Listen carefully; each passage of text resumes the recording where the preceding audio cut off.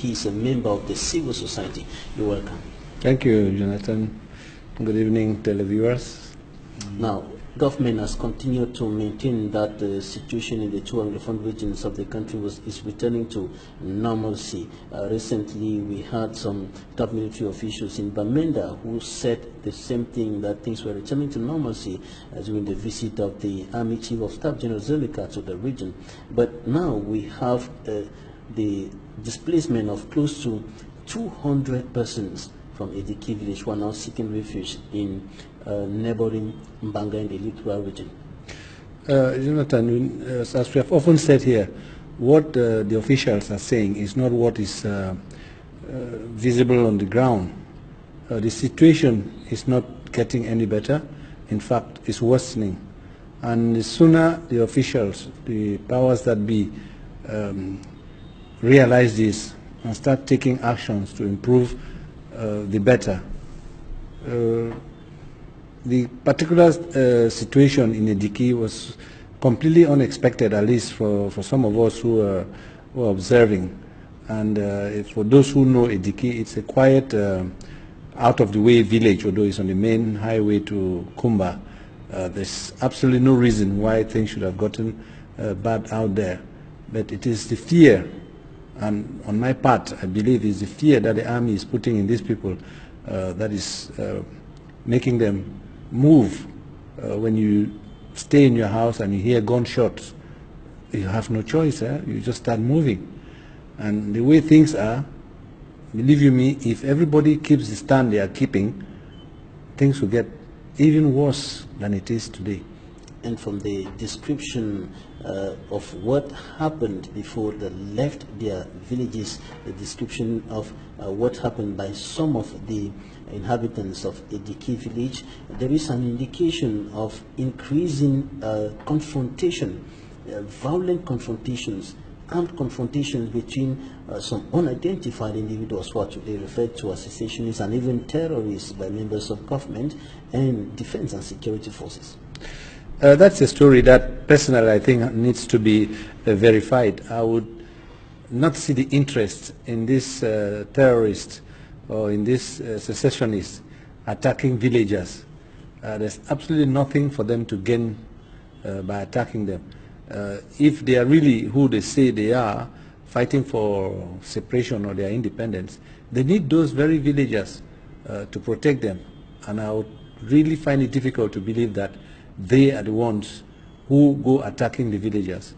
Now, when you look at this huge number of persons displaced in a very short period of time, just a few hours, and they had to trek through the bushes to get to a safer area, what does that suggest as far as this crisis is concerned? Well, I think it's the effect of mass fear. When you see the one man move because he believes there is insecurity, there are gunshots, the others just follow. Nobody wants to stay behind to say, I'll face the gun or I'll face the consequences. No matter from what direction it came, it doesn't surprise me that they all decided to move to where they do not know. I don't think they really believe that in Mbanga life will be much better for them, or that the government or somebody was waiting for them out there with open hands. But the fear of remaining, the fear of being shot, and the news or the word they have heard from other areas, I think just comforts them that they should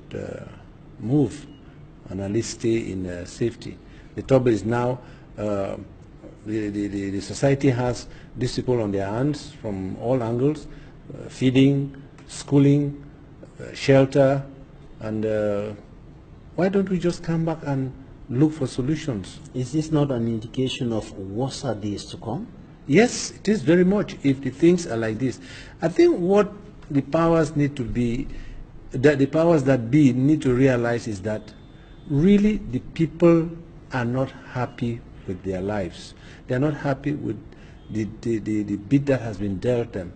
And there is a feeling now, the way things are going on, that comforts a lot of people in their thinking that the government doesn't want their welfare.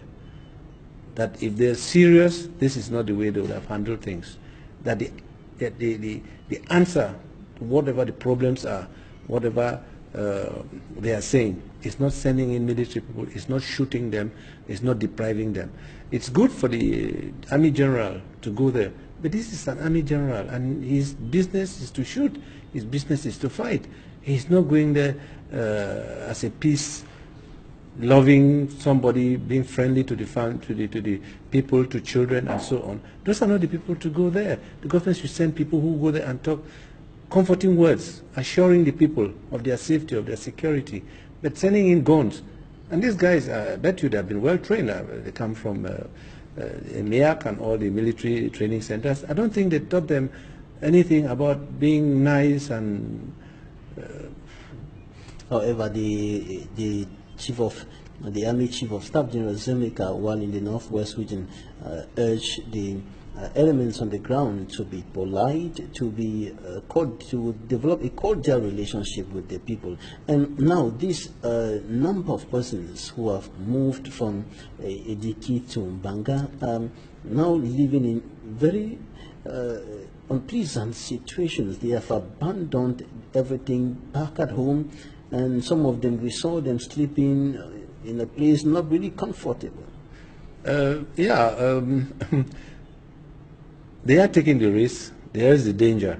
But when you send the army general to go and talk to his soldiers and tell them to be nice to civilians, I'd like to see what part of the military training manual tells them how to be nice, how to be civil with the population. I think that's the work of the police. And even then, in the context of Cameroon, the police are not even, they're equally feared. The gendarmes are all trained as military men before they become policemen.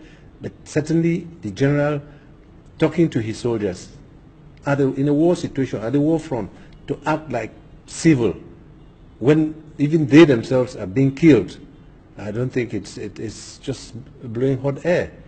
What they need is to organize the civil society. Somebody started approaching or directing his speech, I think it's Atanganji, to the chiefs and asking them to plead with his people. That is the beginning of a solution. But except that that solution is coming from the wrong man. For somebody who does not even believe that there is a problem, who still doesn't believe that there is a problem, who doesn't see that the Anglophones or the people who are suffering there on the ground have a complaint to make about the government, I don't think those are the people who would want to listen to that kind of message coming from him. I have a feeling that he's not serious about it. As for the suffering of the people, Cameroon is a gentle society. I'm hoping that the people in Mbanga, they will be a bit disturbed in their daily lives. They will see more people than they would like to. They will probably have to take in some people to be kind to them.